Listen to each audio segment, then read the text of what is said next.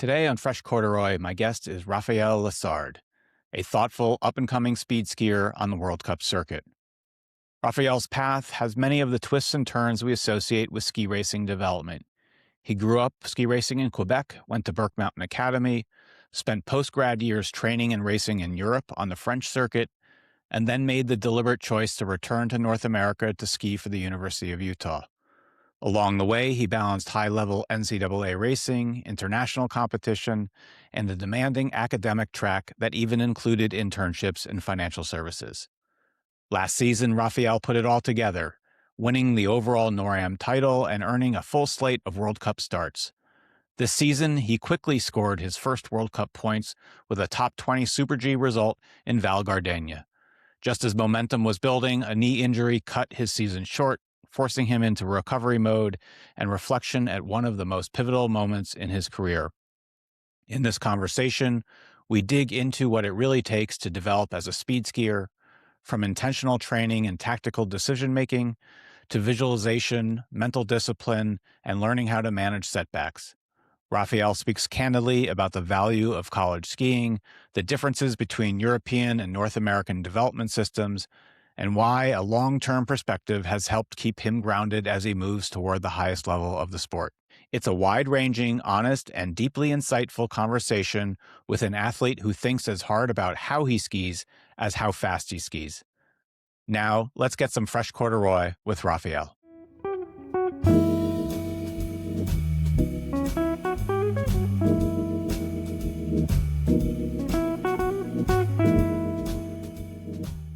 Bonjour, bienvenue chez Fresh Corduroy.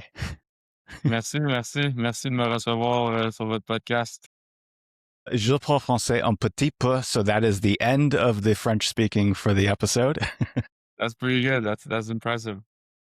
I figured I'd trick you there. But Raphael, welcome to Fresh Corduroy. I really appreciate you joining me. Thank you. Yeah, it's great to be here. I'm glad we were able to coordinate this and looking forward to chatting about a bunch of skiing stuff. Yeah. So let's dive right in. What is the Raphael Lessard skiing origin story? Where and when did you get started skiing? Yeah, so I'm from Granby in Quebec. And when I was 2 years old, I went up to Bromont with my parents and I started skiing there, like on the small bunny hill and stuff. And then I skied in the surrounding mountains like Sutton, also in Quebec, the Eastern Townships. And then at 7, I started in the Bromont Ski Club. So that was my first year of like real ski club, like competition skiing. And I was super into it. I mean, I was super into the whole idea of like ski racing from probably like 4 years old, 5 years old. As opposed to hockey, because right, all Canadians are born loving hockey. Yeah, which is interesting for me because my dad was a hockey coach for a long time, up until I was born or just after. So, yeah, I guess he tried me out in skiing and I liked it, so we just stuck with it. Well, that's great. Glad that you stuck with it. Obviously, you've had some success. So it sounds like you love skiing from a very early age and ski racing from a very early age. What were your dreams, if you had any, at that point, or was it just I love it, I want to keep doing it? Yeah, it was a mix. Like I loved it and I wanted to keep doing it, but I also had the big dreams super early on. Like from as early as I can remember, I wanted to be a World Cup skier. I was watching the World Cup races with my dad on TV from 7, 8 years old. And we had Alpine Canada used to make these DVDs, I think, with Pierre Ruel. They used to make DVDs with all the winning runs from the World Cup season. We used to watch those. And so it was like from a very young age, I wanted to be a World Cup skier. Yeah. So that brought you to I think you attended Burke Mountain Academy Yeah. for high school. Yeah. I went to Burke for high school. And I actually did a season before I started like actually attending the school. I did a season 2 where I was kind of skiing in and out with them, still going to school in Quebec, and then I went there for all of high school. And then I understand you went to France post grad to a club I've never heard of, and I think that's for North Americans somewhat atypical. So, how did that come about? Yeah, so when so Burke was great for me. I had a great time there. And then when it was done, it's that whole period of I knew I didn't want to go to college right away out of high school. I wanted to take at least a year or two of skiing, as most people do now. And I was looking at my options, and actually, the in my last years at Burke, I went to Europe for skiing in World Juniors, and I went out early and did some races. Just me and my dad, we went out early and did some like races around France and stuff, to kind of get in the mood for Right. World Juniors, I guess. Yeah. And I like stumbled across this team in France. They were a private team. They were doing these races there, and I really liked how the setup looked. And for a long time I've been very intrigued by the European side of the sport. Like a lot of people often say the mentality is a bit different. Sometimes they do things a bit differently. And my first language is French, so going to ski in France was kind of where I was looking at. And that team was a private team. It was easy for me to join up. I wasn't like the equivalent of like a provincial team or a state team or something. It was a private team, so you could be an outsider and come Right. in. And the team is called Orsades, Offseters, and I went there for 2 years, and then I got to race on the European circuit, did some European cups, just a few, and also just participate in the French FIS circuit, which is a pretty impressive circuit they have there. Like they make sure that the European Cup level guys come back and do the FIS races. So you kind of end up with like a mini World Cup circuit where every weekend you go to New Mountain where they usually inject the slope or prepare in some way, and the European Cup guys are there, and so it made for some good racing out there, good experience. It's interesting that you should say that. I don't see that much. I have seen, we've joked about the mini carnivals or mini NorAms here in the States when the calendar lines up and people show up at a particular FIS race, and all of a sudden you're hitting the minimum penalty. It sounds like you appreciated that opportunity and being presented with it. How did that help you improve by basically I'll call it forcing you to race against Europa Cup level competition? Yeah, I think it forces you, and also I have to say that just geographically over there, it's much easier for them to do that. In the U.S., you're so spread out; it's tough to really gather everyone so easily every weekend. Hmm. But that being said, you're kind of you're shown. Because watching the really good guys on TV in Adelboden and then trying to apply that to your fist race where it's flat and it's a bit, conditions aren't great. It's hard to make that connection, but seeing high level guys in the course that you just skied and how they handled specific section and stuff like that, it allows you to make some big jumps, for sure, because you're confronted to what you're supposed to be doing in a way. Right. It is a wonderful experience and opportunity to be able to have that level of competition at the quote mountain next door. Right. Yeah. So you're there, and then you did come back to North America and become a Ute at the University of Utah. Um, how did that fit into your ski racing plans and education plans as well? Yeah, so that was during my gap years there. Like my plan wasn't very set in stone at all. And then in my second year, for a mix of reasons, right? Like while I was on my gap years, the Canadian team didn't really have a development team option. So that was kind of out of the cards. So for me, the obvious choice was to go to university because it's such a great opportunity and not only skiing, but school, everything else. and I got lucky that I was able to go to my number one choice, which was Utah. So that kind of got set up through the later part of the winter, my second gap year.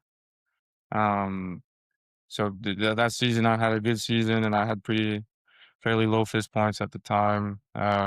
And so I knew I could probably land somewhere that I would like to go, but it was great to see that I was able to get to Utah, and then that really made it so that when I got to Utah, I had a longer horizon for my development.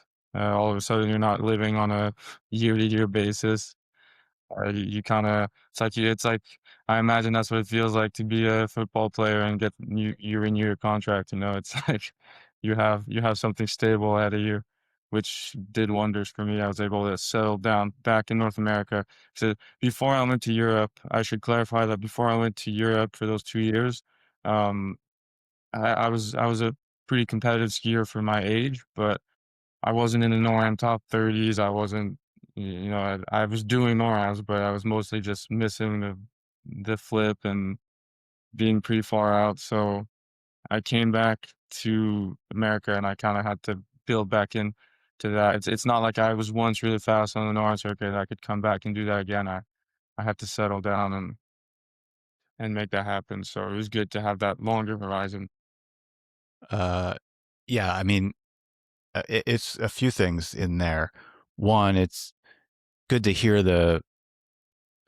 you weren't killing it, if you will. You weren't scoring NorAm points consistently prior to going abroad, and you recognize the need to mature, and in fact, signing up for with Utah extended the runway, if you will, in terms of your skiing development and maturation. So it's interesting that you recognized that and appreciated the fact that you had a 4-year contract and still do, right? You're still technically a senior now, correct? Yeah. Yeah, that's right. That's right. I'm a senior.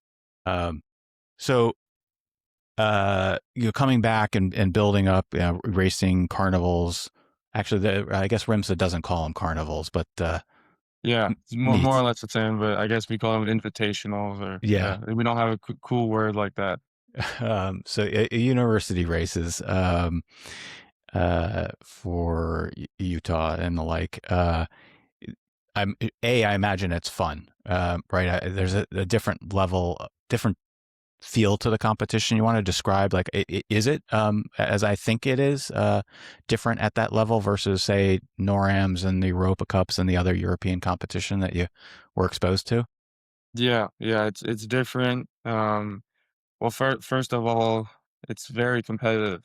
I think, I mean, I assume it's been competitive for many, many, many years now, but since I've been in it, I've seen how many high level skiers from Europe are coming, how many national team athletes from the US are skiing on a circuit, Canadians as well. So it's people from all over, and you get to a pretty high level. Like especially right now, we're seeing that the NorAm winners are usually uh, and college skiers, like my teammate Yos, just now in Tremblant. So it's you get this idea that it's all fun and games, but in your first fall, there's social gatherings and a bunch of that stuff. So it's a lot of fun, but also a lot of hard work. So you don't you it's hard to gauge how those races are going to be, and then you show up and you realize it's full on, and people are really hungry to get some good results for their teams. So it's a high level competition, which was really good for me to see that. And it was a challenge at first. Like getting top tens, getting top 15s was like a good day for me, and then you kind of build into it. So it's not like you just show up from skiing in Europe and you're just in the top class. Like it's a lot of really Right. good skier. So let me ask you. You obviously took a couple of years off from between high school and college, and there are a lot of skiers who are doing that. In fact, frankly, on the male side, it's the norm. You've got to take a couple of PG years Yeah. in order to mature and lower your fist point profile. And um, what do you think of that? Look, you're a North American. You went to American high school. there's there's a point, there's an inflection point, which is, am I going to take time? Am I going to focus my energy? I was going to say time off, which is not the right way of describing it. Am I going to focus my energy on skiing alone, or go to college in the more traditional time frame? And there's a fork in the road that young athletes have to choose which path they're going to pursue. And I think you went to Burke, which is obviously perhaps the most elite ski academy in the U.S. Yeah. And even there, not all Berkeys, graduate and go on to ski in college, and it can't. So, like, what do you think about that forced choice, which I think is partially dictated by the fact that there's a age eligibility difference that skiing has versus just about every other sport. Ice hockey being the other exception to that eligibility rule. Yeah, I think there can be arguments made on all sides, right? But in my opinion, I think it's a good thing that the norm is not to go directly to university outside of high school. Because when you're in high school, um, the goal shouldn't be your number one priority is not to be an NCAA skier, because if on your last year of high school, you're good enough, it rarely happens, but if you're good enough to be winning World Cups, then you're going to go ahead and do that. So I think it leaves you that time to kind of see where you're at. I think, in my opinion, I mean, I'm very happy with how my timeline went with university. So I think unless you're a freak of nature, I think it's probably a good idea to go to school and continue developing there. But I think it gives you that year at least to see where you stack up. Uh, Also from from the school's perspectives, from the coaches, the recruiters, uh, they get teams that are much more mature. The skiers are further along in their development, so in my opinion, it makes the whole circuit more competitive.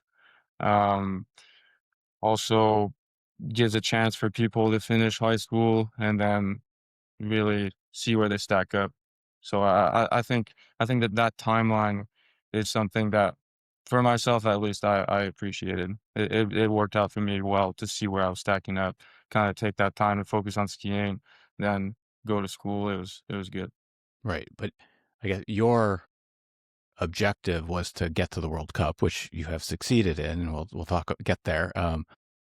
Yeah, I imagine for the vast majority of your classmates, that might have been their dream at one point. But I think, I imagine reality set in at some point and said, that's not going to happen. But if I could race at the collegiate level, that would be great. Uh, yeah, and I imagine you're still in touch with a lot of your classmates, and they're off doing different things today. yeah, yeah. And then for me, my it was fairly clear pretty early on in those gap years that my path to the World Cup was going to involve college skiing. So it's not like it's one or the other at all. I mean, I can be the proof of that. While I was in college, I completely pursued getting to the World Cup the same as if I hadn't gone to school. So for me, that they went hand in hand. Right. Um, so let's talk about your path to the World Cup. You're skiing for Utah. You're competing in technical events, so slalom and giant slalom. And Yeah, I think well, but before we get to the World Cup, you're competing on the NorAm circuit, and you're doing well actually across the board. And so I'm perhaps fast forwarding a couple of years, but last season you won the overall NorAm title, uh, but you really did well, whether it was slalom or downhill, which is somewhat remarkable. Talk about that evolution from being perhaps a more technical skier, to a four discipline athlete, and then we'll get to what you've chosen to focus on for a World Cup competition. yeah. So I would say that when I was younger, it was always a really clear focus of mine to get as good as I could in every discipline. and sometimes that's hard when you're developing. I remember like U16, I had times where my slalom was really bad comparatively to my GS, but it was always really important for me to keep all my stats, all my types of skiing, flat, steep, GS, slalom, super G. Just work on my weaknesses, try to get everything across the board. And that mentality carried me through all my first years of FIS. As soon as I could start doing downhill, I did. Like Lake Louise NorAms back in the day. I foreran a World Cup event there. Was doing the Super Gs, FIS Super Gs whenever I could. NorAm Super Gs. And then when I was in Europe, it became pretty clear that I was a good tech skier, but I had a little something in speed that was a bit more than the slalom and GS. Like I wasn't training much, and I was doing downhill races there with the French guys and competing at a pretty high level. And at World Juniors, I got sixth in the downhill too, and showed some good speed there. But I decided to, along with the choice of going to university, I decided to keep working on my slalom and GS as much as possible. Part of that is just from, if you look at all the very competitive speed skiers right now on the circuit, most of them most of them even made it on the World Cup through slalom and GS. So there's a clear, in my head there was always a clear correlation there that the better you got slalom and GS, likely for me the better I could become in Super G and downhill. So I kind of I kept doing speed whenever I could, but it was hard to find training in school. So it kind of became like I'm a tech skier, but I have something in speed that I want to maintain and develop slowly. And yeah, that was my mentality through skiing all those disciplines. So even when like to go back to last year was my first year where I had a proper prep period in speed. I was able to join the Canadian team just for a camp, and I did some training with them. Some like my first time doing glide work and that kind of stuff, and definitely fed into how I kind of had to step up in my speed skiing last year.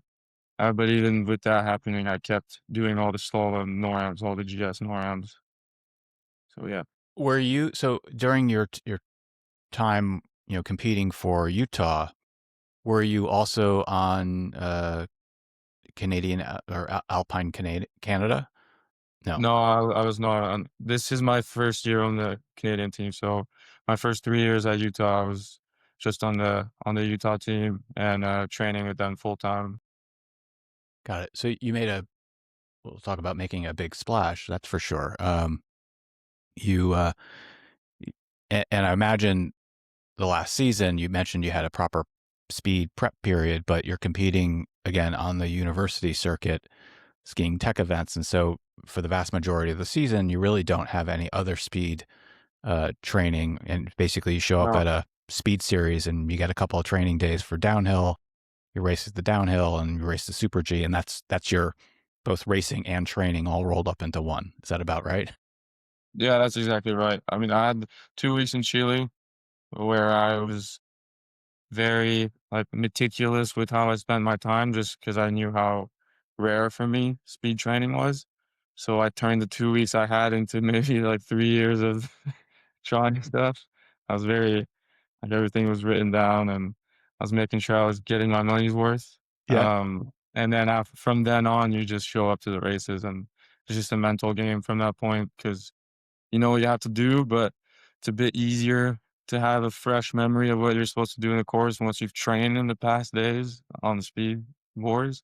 But if you don't have that, you can still get your mind to that place. It just takes a bit of work. Yeah, I had Trisha Mangan on the podcast recently, and Yeah, interestingly, Annika Hunt said the same thing about being very intentional with training. Right, if you have a limited amount of time to train, you need to be very intentional about it. What does being intentional about training look like to you? I mean, you said you wanted to get your money's worth. So how did you do that? yeah. Well, first, I always say this: when you get to when you start going up in in the world ranks and you start getting closer to the top, you realize that more or less everybody around the world is skiing the same amount of days and everybody's doing the same amount of runs every day. So it's not a game of more.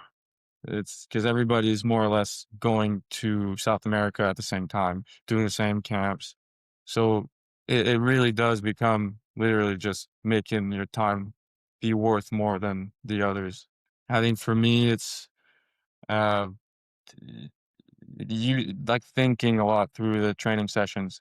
It's easy to just go, okay, today my goal is to just go as fast as I can, and you just look at the timer every run and you try to go faster. But then you might miss out on a lot of learning opportunities. So, uh, like really being strategic and thinking of I had teammates of mine on the team this year, like Jack Crawford, Brody Seeger. They were they would say interesting things to me, like, "Oh, this we were in Chile, and like, okay, this break over here, just a heads up. This seems to me a lot like what we'd see in that one Wengen turn."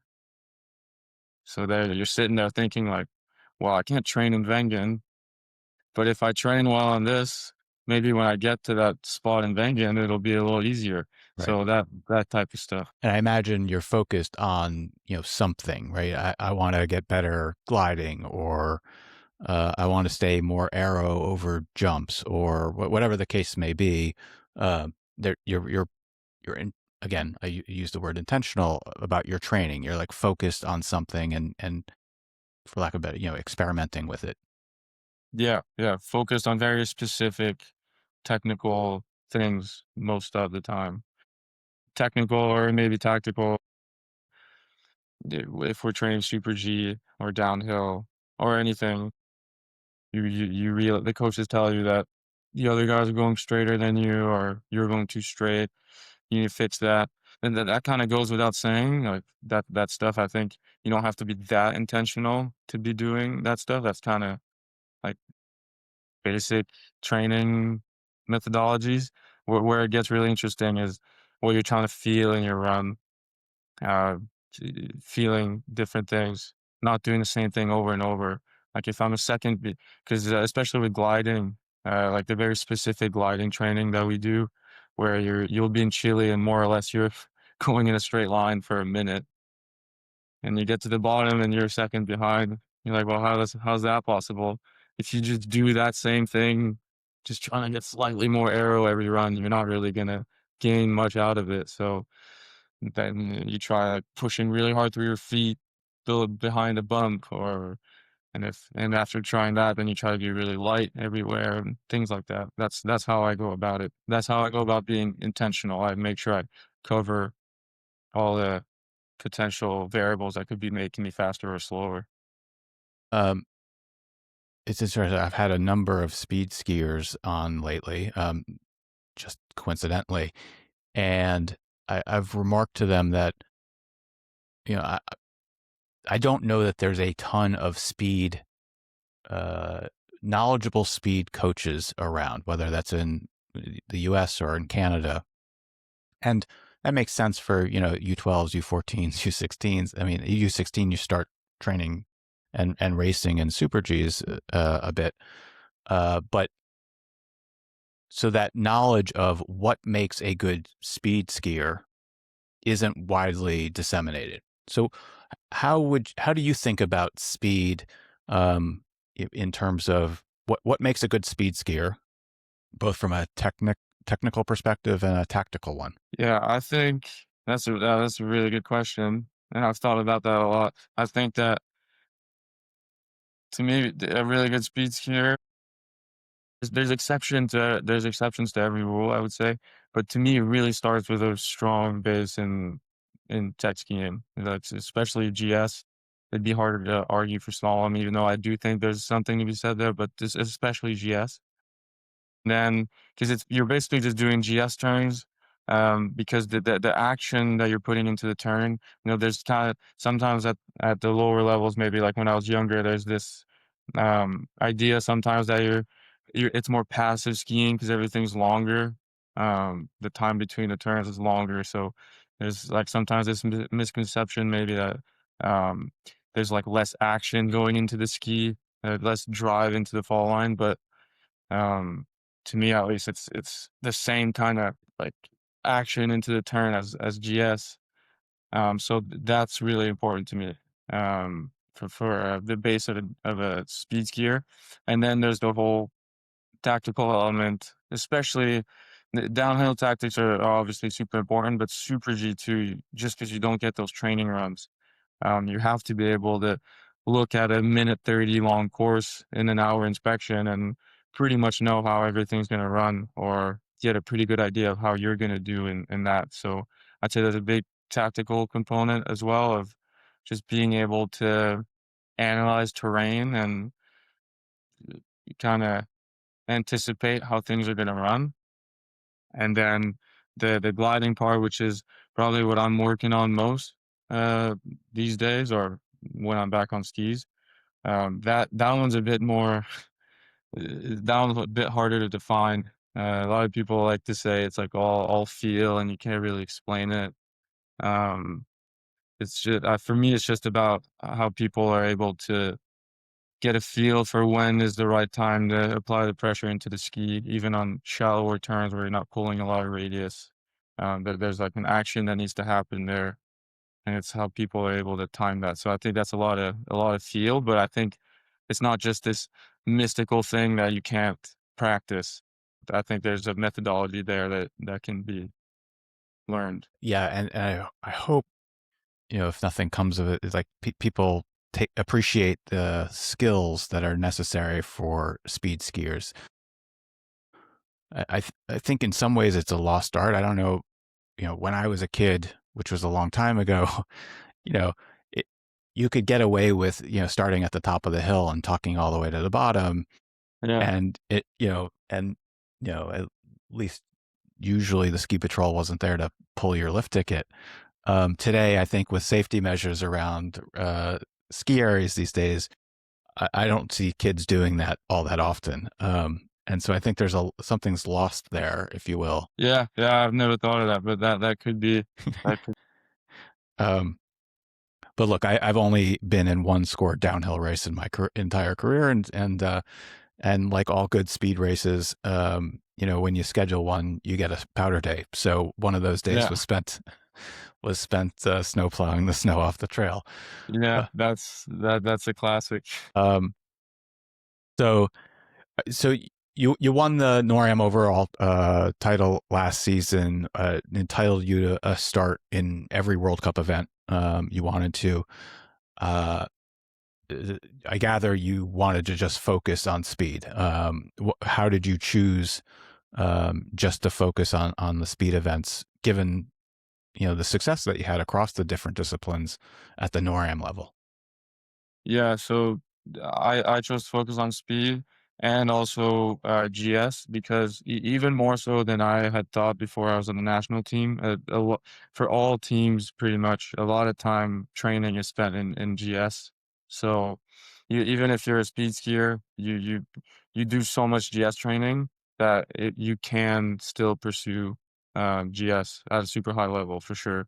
Like my teammate Jack Crawford has popped into GS races here and there in Alta Badia and got in top 30s. And so while not being on a GS schedule per se, just from the GS training we get. So it was more so like pretty much the thing that came out of the decision was a little bit less slalom this year. And that was, I have some, I like to think I have some good slalom abilities, but for sure, I was getting to a point, I've been doing slalom forever and I've been doing good. Like we talked about how much better I got at speed with a bit of training. That effect in slalom was a little bit gone in a way. So I think I was closer to my end result in slalom.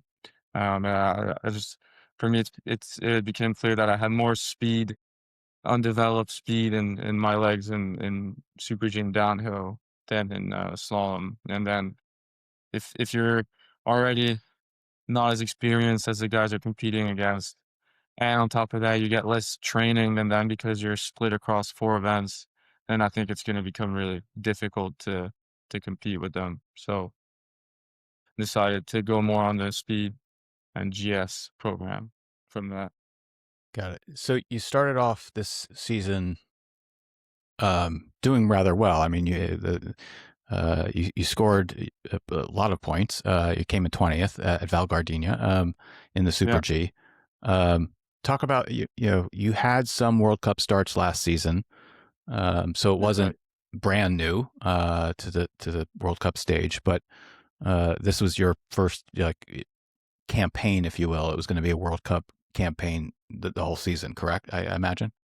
Yeah, yeah, that's right. Last year I was mainly on the NorAm program, did some European Cups, and then that went well, and the NorAms went well, so I got called up for my first World Cup races in Kvitsjø in Norway, and I did all the downhill and Super G there. So that was my first World Cup starts at the end of the year last year, and then this year I was on the program of doing all the World Cup starts up until a point where maybe we'd reevaluate and maybe do more European Cups, NorAms. I still did the NorAms at the start of the season in Beaver Creek and Super G.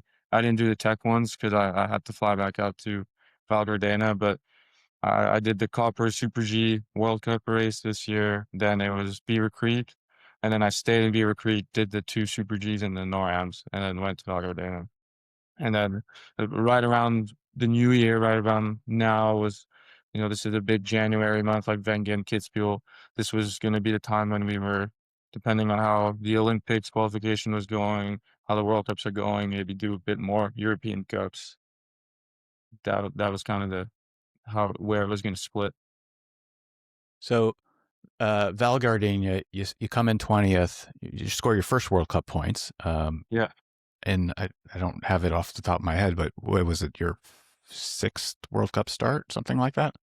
Yeah, I think it was my seventh or eighth because I did one GS one in Beaver Creek. Okay. So yeah, but yeah, I think it was my third Super G start. Pretty impressive. You hit it, and then the next day your rate was what odd. I looked at the calendar, went back in preparation for talking with you. I mean, it was 2 days of a downhill training, the downhill race, then the Super G, and then another downhill race, which Yeah, frankly I've never seen before. Usually they bunch up the downhills and then put the Super G at the end. right. Um, what happened?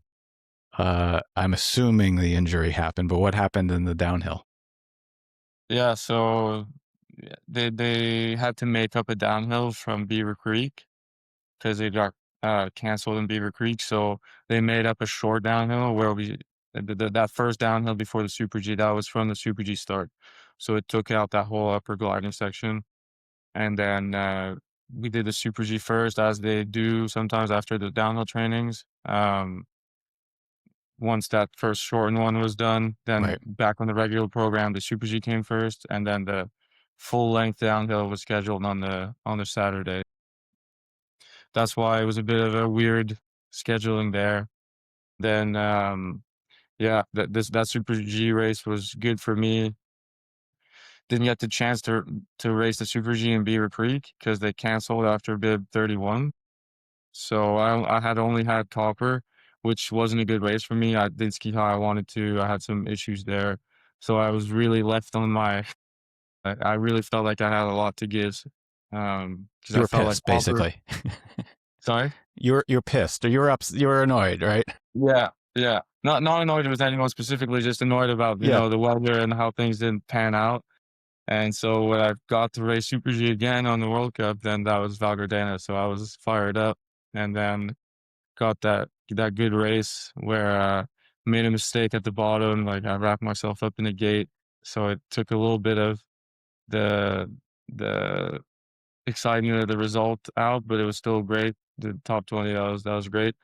And then the next day was the downhill, and yeah, it's a rolly section in Val Gardena. It's right before it's right between the camels jump and the first Chazlat. So it's like this section where you're kind of going fast and you're getting a bit of air before you start turning again. And it just, I guess you could say it was like a focus mistake. Like I just, my outside ski just went away. and then I kind of did the mini splits, but with my inside leg still tucked under me. So with that inside leg tucked under me and all my momentum going to the right, my knee like just snapped out of place. And then I was able to like not crash and save it, but then turns out I tore my MCL like at both insertion points, so it was just floating in my knee, and also my POL, posterior oblique ligament. So both of those were torn. So that was it. That mini little kerfuffle there, just yeah. I like that you call it a kerfuffle. You don't hear that word that much, but I guess a few things. We'll talk about the rehab and like where you are in that. Well, with 7 World Cup races under your belt, I imagine the first at Kvitfjell in Norway. You know, tell me what are your emotions? You know, how do you go into it with a mindset of, you know, hey, I've been called up to the big stage, and fast forward um, to this season and the, you know, several that you were in. Has that mindset and where you are in terms of your comfort level changed? Yeah, so I think for those first World Cups, I was pretty happy with how I handled everything. I think that was like my as kind of tying it back to what we were saying earlier, my goal's been to win a World Cup or win a World Cup Globe or whatever, be a top level World Cup skier since I was 5 years old. So I think that what that does for me is that when I finally do get my first World Cup start, it's not a lot of like stage fright going on. It kind of feels like, okay, I've still got a lot to do. So it just feels like another step in the way. It really didn't feel like this level that I now reach. You know, it was very much felt like getting called up to a European Cup or getting called up to a World Cup. It was just, and my goal is still way further along. So I just got to keep going. And so that's kind of the theme through most of my World Cup races so far. I think it put me in a good place mentally to just my it kept me in the mindset of wanting to go as fast as possible. What is your you know, pre-race routine? Let's, you know, put aside, you know, waking up and showering, getting dressed, but like when you're on the hill, in terms of, you know, you've inspected, what happens post inspection, you know, to start? You know, do you have a routine in terms of getting yourself mentally prepared and physically prepared to kick out of the start gate? Well, I'll give a bit of a detailed response to that because it's pretty interesting. It changes once you go to the World Cup because in NorAms you're starting first or like in the top 10. I mean, the schedule is pretty compact, even in European Cups. You do your inspection and then you have like 45 minutes, an hour till the start. So you go up, you bang out 2 warm-up runs, and then you have to start. And on the lift, you kind of did your visualization, and then you go. But on the World Cup, you inspect, and then you've got like I don't know 3 hours before you go. It's like long. It's like an hour between the end of inspection and the start, so just that is an hour there, and then or maybe an hour and a half, and then the intervals are like 2 minutes, and you're starting 55th, so you've got tons of time. Well, th my there it becomes a bit more like a planning thing with what your schedule is gonna look like before the start. So for me, I'm a big inspection guy, so I inspect for a while. I take up the whole inspection window, whether it's GS or Super G or downhill, because I really value like that feeds into my confidence when I'm at the start, knowing that I know the track really well. So that's definitely a big part of my preparation. And then after that, I like to wind down after the inspection, just because there's so much time. If I just stay on edge the whole way, I'll be too mentally tired, I think, at the start. So I gotta find a way to go in the lodge or at the athlete accommodation, and then just take the boots off and put some music in and do something else for like an hour or two before I get back out. And that something else could be, you know, playing games on the phone or doing something with a friend in the tent. What does that look like? I appreciate what you're saying. Is like I want to take my mind off of the task at hand and do what Yeah. is that something else? Yeah, it can be really anything. Usually, if my teammates are there, I'll just joke around with them. If especially going to the athlete, uh, they usually set up like an athlete lounge thing in the top of the mountain or the bottom or somewhere. So when you go there, there's all the guys from the different nations. So you usually find people to just chat around with. So do that, or yeah, listen to some music. Mostly that. Um, and throughout that, I'll visualize the course still sometimes just to stay sharp. But I think it's important for the mental energy to not waste it all while you're just sitting there. And your visualization is of you running the course. So you basically are skiing the course, or is it something different than that? Yeah, yeah, it is. It's like first person view in the course. When you're visualizing, you get a restart button, so that's nice. If you mess up a turn a little bit, you can go back around and do it again. Yeah, So you really get to get everything perfect. And I like to do my best to feel everything too, and when I'm visualizing, not just like seeing it in my brain, but trying to feel everything. So that when my idea is that when it's time to do it, then it feels familiar, and I can just be that much more committed over all the terrain. right. And so you leave the hospitality tent. You leave the food That's the one I was behind. looking for. Hospitality. Yeah. Yeah. That's it. You leave the tent. You head to the start area. You have a warm up routine. Is it always the same? What does that look like? Before you slide yourself into the starting gate. Yeah, I go down and then well, I try to not go straight from hospitality to the start, or like I have that like hour or two where I'm more disconnected on purpose, and then I'll go and do some free skiing. And that's where I get back in race mode.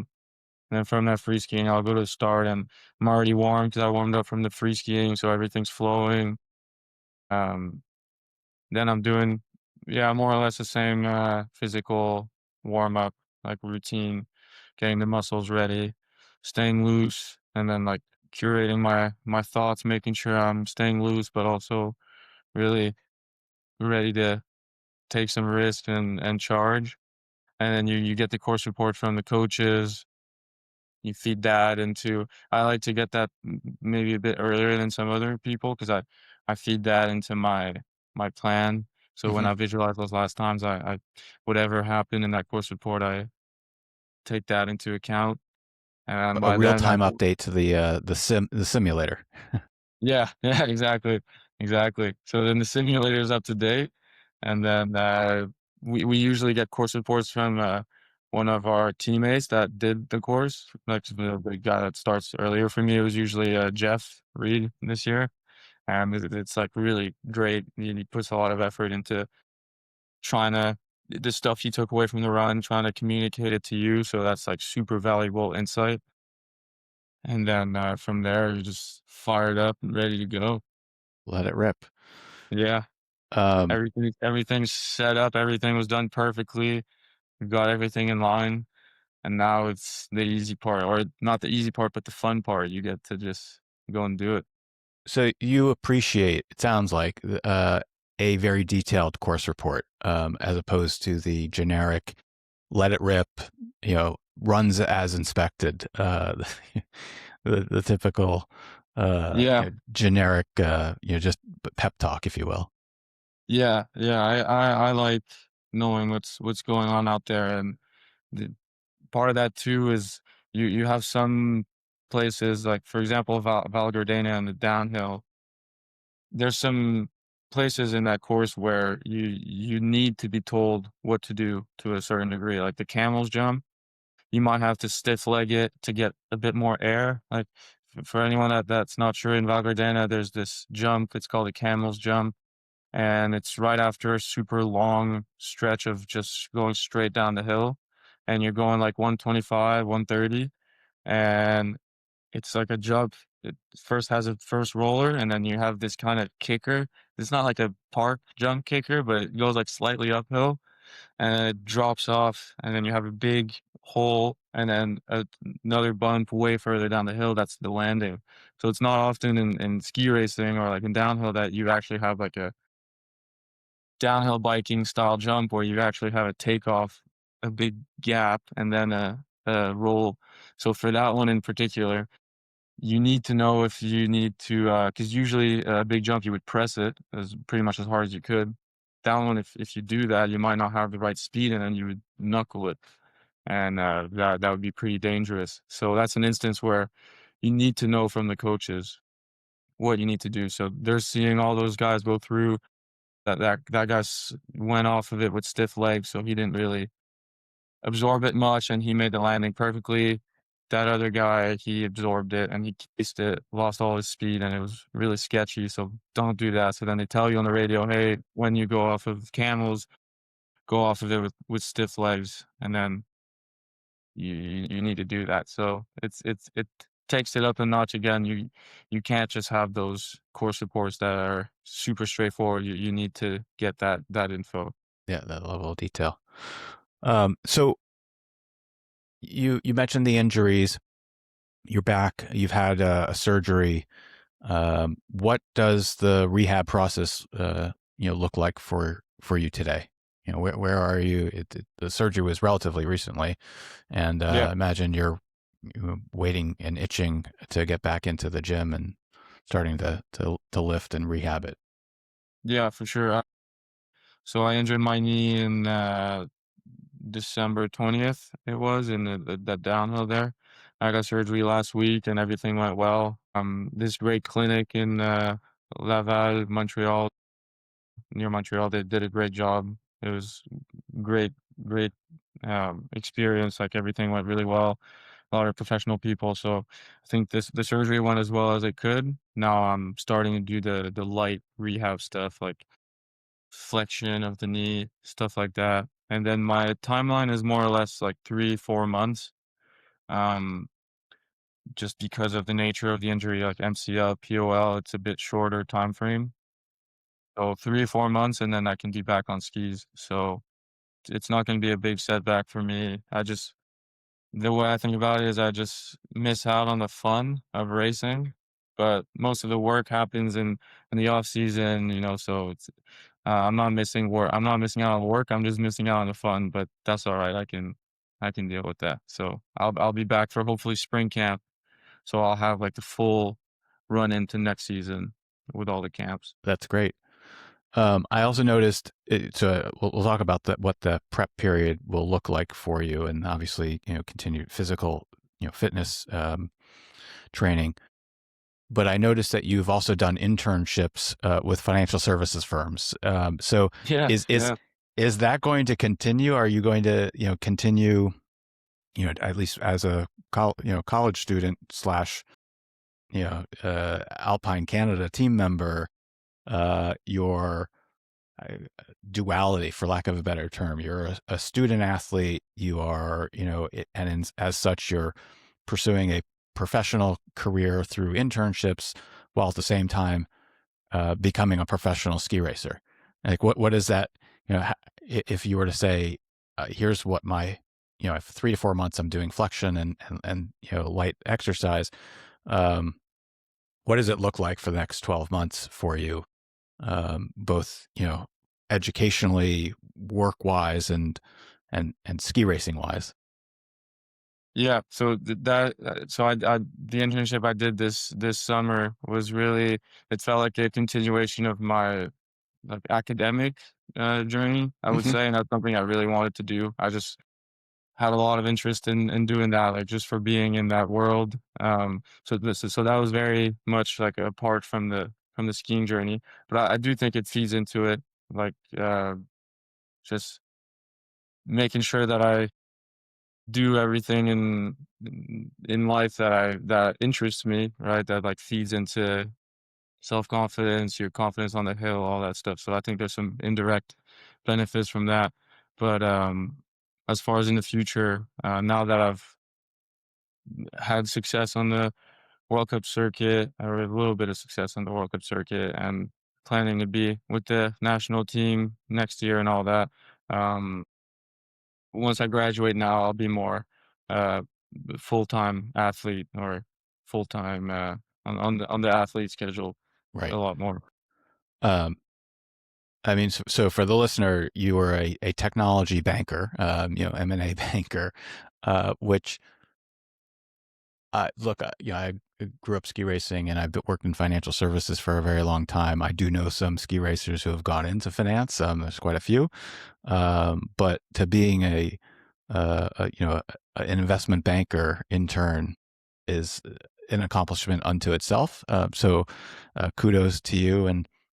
But it's interesting that you should have Yeah. that kind of Mhm. academic slash work success apart from the ski racing success. So, I think that brings a different layer to who you are. That's unique.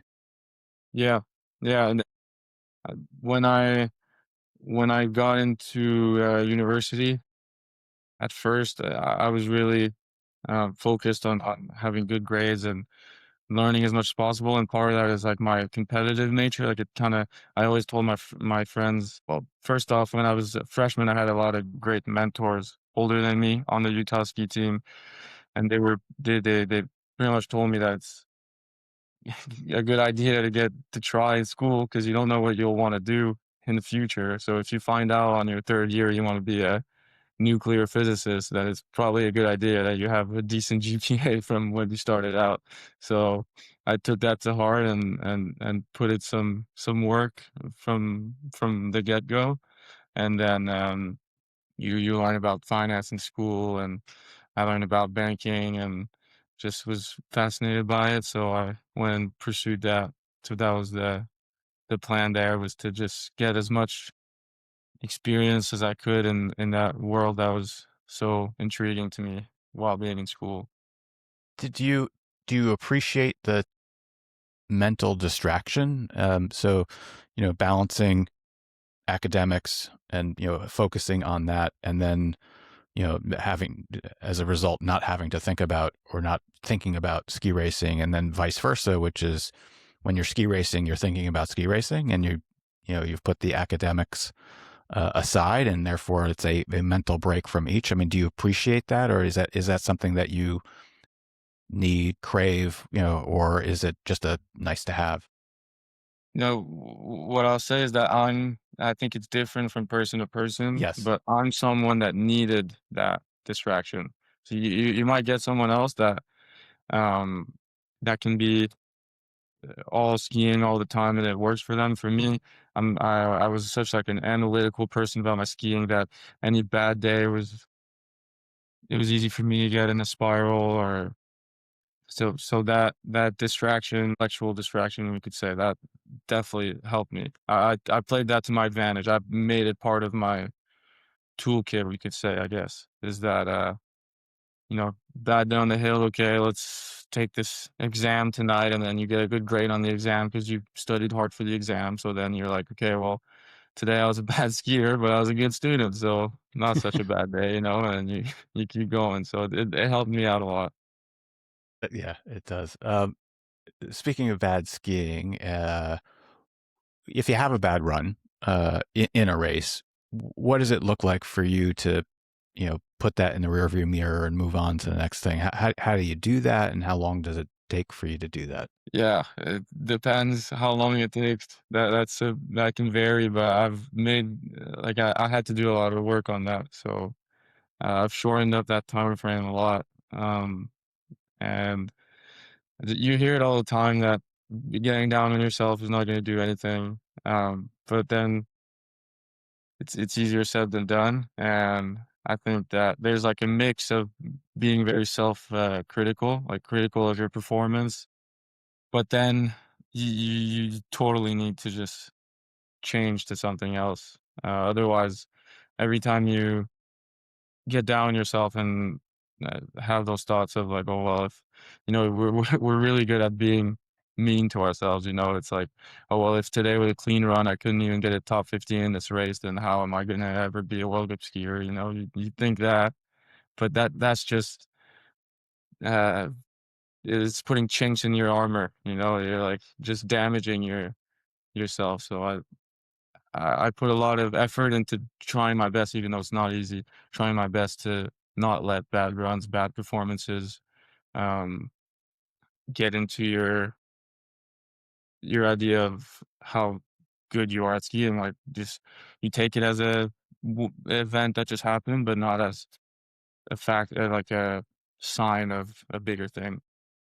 Have you done much work in that, called sports psychology realm in terms of, um, either working with a sports psychologist or just even more broadly and maybe at University of Utah and taking a sports psych class, and working in that regard on improving, how you approach sport more generally? Yeah, I had some work done with a sports mental performance coach, Hmm. the years I was in France, which was great for me. That's kinda where I learned that was, like, my initial contact with the whole idea that if you damage yourself by negative thought talk and all that, then when it comes a time to take risk and really have that self-confidence to, like, really send it over a roll, then it's probably not gonna happen because you just keep telling yourself you're not that good. So that was my first encounter with that, like, very important, I think, base for all that stuff.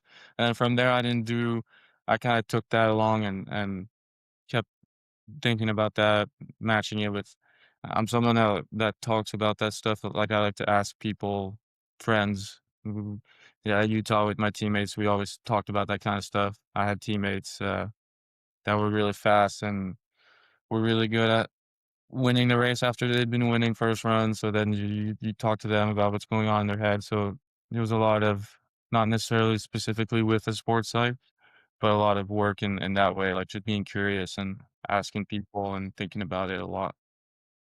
Yeah, as I talk to people, I don't know that there's as much attention as should be paid to it at the junior levels. I think it's oftentimes it's found and worked on later in someone's career and at the college level and beyond. But when I last spoke with Annika, she mentioned that there wasn't much at BMA about sports psychology, and which surprised me a bit because I know at other academies they're starting to bring that into the curriculum and talk about it because it is it's an opportunity to make improvement in your performance when there is no snow. You can work on it all the time. Yeah, I think it's a tough one to nail because there was a bit of that done when there was an effort in that way when I was at Burke, which was good on their part. Like they tried their best to make it work, but it's hard when you're dealing with groups. Um, like you end up kind of maybe getting a presentation on the board and it doesn't feel super tailored to you. And then it's hard to, like, connect with. So, in a way, it's almost like when you're not ready for it, when you when you don't know that it's that important yet or whatever the case may be, maybe you're not as open to it. So it's kind of a weird thing where you have to, like, need it. I don't think you should, but it seems like a lot of people need it. Like, in my case, you need it, so then you look for it, and then it helps you. So it's I think yeah, I think it could be done earlier. I think it would be a good thing, finding a way to get that step earlier and then yeah, Yeah, introduced at a younger age, and it doesn't need to be the same. I do agree with you that I think there needs to be a certain level of maturity and understanding about it, and that you know, uh, just for extremes, an 8-year old or a 9-year old is not going to fully grasp that. But there you just like you train, you set up training environments that allow them to master certain skills, and yet they're not even aware that they're mastering those skills. right, um, a jump or something that requires them to get forward. If they're, if they're on their heels, they're going to land on their butt, and like they'll learn some other kind of mental training that is fun for them, and they're not aware of what they're their training. Yeah. Yeah, and I think also from the coaches, I remember from when I was younger at Burke, I'm not sure if you know, Craig Sourbeer. He was, my coach. I know of him. I may have actually gone to ski camp with him Yeah, when we were high school aged students. So yeah, nice. Well, he was my first, like, speed coach, 'cause we don't have speed coaches back then, but he was a speed skier, and I was a U16, so it's your first time skiing Super G, and he really instilled in me, like, the passion for wanting to go fast and, like, jumps and being aero and pushing for speed. So that's kind of like a super valuable indirect thing that the coaches can pass through as well. So I do think when you're younger, even if you're not ready for it, there's a, like you said, there's a lot that can be done. Like I learned so much from that age, and then I kind of carried it with me, like the mentality of wanting to look for speed even when you're going fast. You can do it for sure. um, well, listen, we're at time. I want to thank you for chatting with me today. It's been enjoyable, and I've learned a lot.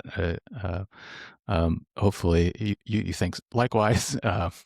Yeah, yeah, for sure. This was great. Some good questions, and it was good talking about this stuff. So Yeah, and I hope thank you. you have a very speedy recovery. I'm glad to hear that it's a relatively short recovery period, and that you'll be back on snow doing the quote fun, the not fun stuff in 3 to 4 months. Yeah, yeah, and then back to the fun stuff next year, Next the race season. day. Yeah, well, I think we'll all be rooting for you next season when you hit the World Cup circuit yet again. Well, thank you for your time. Really appreciate it. Awesome. Well, thank you, and speak soon.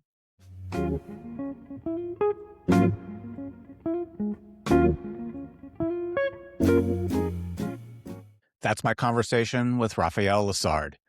If you enjoyed this episode, please take a moment to subscribe to Fresh Corduroy, leave a rating or review, and share it with someone who loves ski racing or wants a deeper look at what it really takes to reach the World Cup.